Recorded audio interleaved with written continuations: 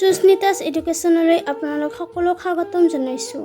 আজি আমি DHS আৰু Gread 3-4ৰ বাবে কিছুমান ইম্পৰ্টেণ্ট কুৱেশ্যন আলোচনা কৰিম। প্ৰথম প্ৰশ্ন, শিশুৰ অধিকাৰ আইন কিমান চনত হৈছিল? উত্তৰ 2005 চনত। ৰাষ্ট্ৰীয় সংগীত পৰিৱেশন কৰোঁতে কিমান সময়ৰ ভিতৰত শেষ কৰিব লাগে? উত্তৰ 52 ছেকেণ্ডৰ ভিতৰত। ভাৰতৰ ত্ৰিৰংগা পতাকাখন কেতিয়া জাতীয় পতাকা হিচাপে স্বীকৃতি পায়? উত্তৰ 1947 চনৰ 22 জুলাই। খচৰা কমিটিৰ সভাপতি কোন আছিল? উত্তৰ ডক্টৰ ভীমৰাও আম্বেদকাৰ। আমাৰ সংবিধানে কেন্দ্ৰ আৰু ৰাজ্য চৰকাৰৰ মাজত কেইখন তালিকাৰ যোগেদি ক্ষমতাসমূহ ভাগ কৰি দিছে? উত্তৰ 3খন। কোনে সাংবিধানিক প্ৰতিকাৰৰ অধিকাৰক সংবিধানৰ আত্মা আৰু প্ৰাণকেন্দ্ৰ বুলি মন্তব্য কৰিছে? উত্তৰ ডক্টৰ B.R. আম্বেদকাৰ। ভাৰত পৰিষদ আইন কিমান চনত গঠন কৰা হৈছিল? উত্তৰ 1861 চনত। আধুনিক যুগৰ প্ৰথম লিখিত সংবিধানখন কোনখন দেশৰ আছিল? উত্তৰ আমেৰিকাৰ।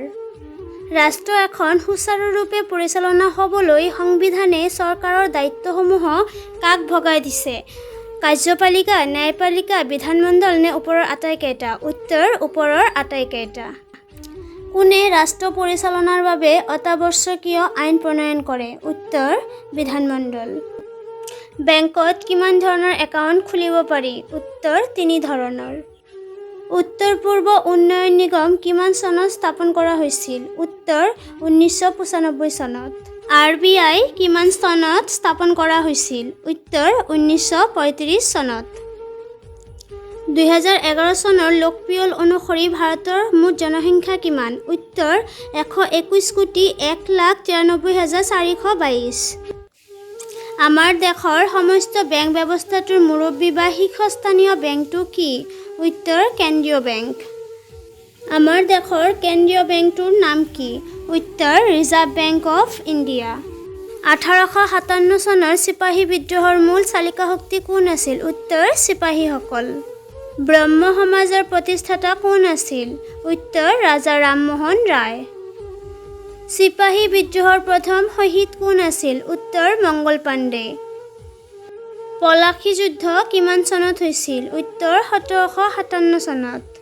ভাৰতৰ লগত প্ৰত্যক্ষ বেহা বেপাৰ প্ৰতিষ্ঠা কৰিবলৈ আহি ভাস্কৰ দা গামাই প্ৰথমে ক'ত পদাৰ্পণ কৰিছিল? উত্তৰ কালিকট বন্দৰত। ৰামচৰিত মানস কোনে ৰচনা কৰিছিল? উত্তৰ তুলসীদাস। মোগল সাম্ৰাজ্যৰ প্ৰতিষ্ঠাতা কোন? উত্তৰ বাবৰ। কলম্বাছে কেতিয়া আমেৰিকা আৱিষ্কাৰ কৰিছিল? উত্তৰ 1492 চনত। ভাৰতত পোনপ্ৰথমে কেতিয়া ডাক টিকটৰ প্ৰচলন হৈছিল? উত্তৰ 1854 চনত। কবিৰে ৰচনা কৰা কবিতাসমূহক কি বোলা হৈছিল? উত্তৰ দোহা। আলভাৰছসকলৰ সংকলিত সাহিত্য সম্ভাৰক কি বুলি কোৱা হৈছিল? উত্তৰ দিব্য প্ৰবন্ধম। অদ্বৈতবাদৰ মূল কথা কি? উত্তৰ সজ্ঞান আৰু মুক্তি। দাক্ষিণাত্যৰ ভক্তি আন্দোলনৰ মুখ্য পৃষ্ঠপোষক কোন আছিল? উত্তৰ ৰামানুজ। মাধৱদেৱৰ শিষ্য কোন আছিল? উত্তৰ গোপালাতা। এই ভিডিঅ'বোৰৰ পৰা আপুনি যদি উপকৃত হয় তেন্তে মোৰ চেনেলটো ছাবস্ক্ৰাইব কৰিব আৰু লাইক কমেণ্ট শ্বেয়াৰ কৰিব। ধন্যবাদ।